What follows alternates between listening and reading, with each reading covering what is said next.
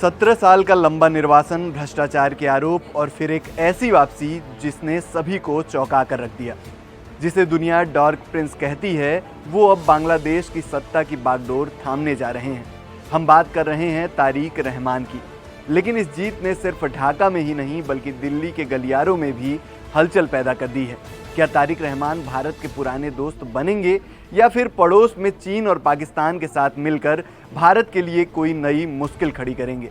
आज के इस वीडियो में हम इसी पॉलिटिकल गेम को डिकोड करने वाले हैं। नमस्कार, मेरा नाम है निशांत मिश्रा और आप देख रहे हैं एनडीटीवी इंडिया। आगे बढ़ने से पहले ये जान लेते हैं कि ये डार्क प्रिंस आखिर हैं कौन। 60 साल के तारिक रहमान बांग्लादेश के पूर्व राष्ट्रपति जियाउर रहमान और पूर्व प्रधानमंत्री खालिदा जिया के बेटे हैं। इनका इतिहास काफ़ी उतार चढ़ाव भरा रहा है।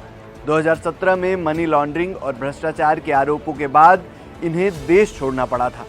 करीब 17 साल तक ये लंदन में रहे थे, लेकिन दिसंबर 2025 में अपनी मां के निधन से ठीक पहले जब वो वतन लौटे तो नज़ारा देखने लायक था। लाखों की भीड़ ने उनका स्वागत किया। उन्होंने अमेरिका के मार्टिन लूथर किंग की तरह एक भाषण दिया, आई हैव अ ड्रीम। मेरे पास बांग्लादेश के लिए एक प्लान है, और इसी प्लान ने उन्हें सत्ता के करीब पहुंचा दिया है।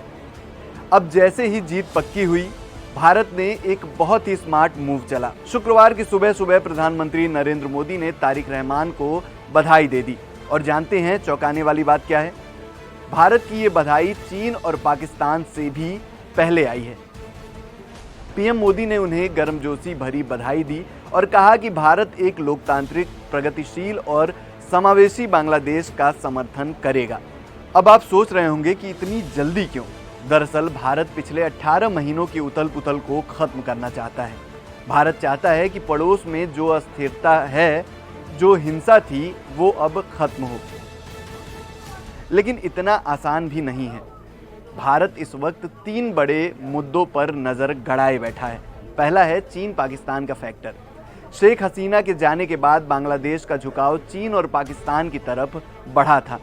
अगर तारिक रहमान की सरकार भारत विरोधी रुख अपनाती है तो दक्षिण एशिया में भारत के लिए सुरक्षा का बड़ा खतरा पैदा हो सकता है। घुसपैठ और आंतरिक सुरक्षा। पश्चिम बंगाल और असम जैसे राज्यों के लिए अवैध घुसपैठ हमेशा से बड़ा मुद्दा रहा है।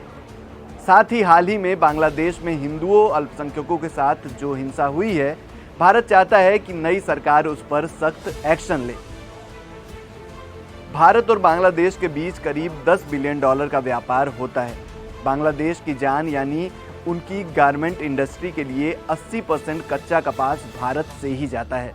यानी दोनों देश आर्थिक रूप से एक दूसरे पर निर्भर हैं। देखिए, शेख हसीना के दौर में रिश्ते बहुत स्मूथ थे, उन्हें भारत समर्थक माना जाता था।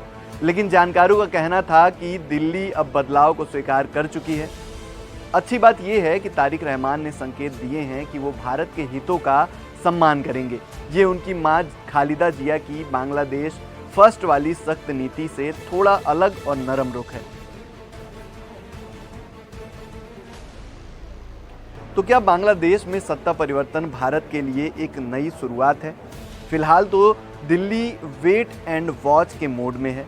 तारिक रहमान के लिए भी चुनौती बड़ी है। उन्हें देश की अर्थव्यवस्था भी संभालनी है और पड़ोसी देशों के साथ संतुलन भी बनाना है। अब आपको क्या लगता है? क्या तारिक रहमान के आने से भारत और बांग्लादेश के रिश्ते और मजबूत होंगे या फिर चुनौतियां और बढ़ेंगी? अपनी राय हमें कमेंट बॉक्स में ज़रूर बताइए।